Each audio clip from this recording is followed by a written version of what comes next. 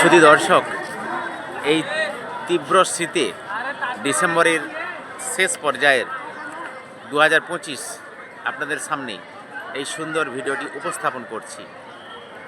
প্রভুর ধাম, শ্রীক্ষেত্র ধাম, সারা বিশ্বের একমাত্র শ্রীক্ষেত্র জগন্নাথ ধাম সত্যি সবাইকে কিন্তু মনোমুগ্ধ করে দেয় এবং প্রত্যেকের মাঝে একটা আনন্দের বাতাবরণ সৃষ্টি হয়। যারা আসতে পারেননি তারাও কিন্তু এই দর্শন দেখেও কিন্তু আনন্দিত হবেন, এমন প্রভুর মহিমা। তাই তো কাতারে কাতারে লোক ভিড় জমছে, শীতের আবহাওয়া চলছে, তার মধ্যে কিন্তু মানুষ বাড়িতে থেকে থাকেনি।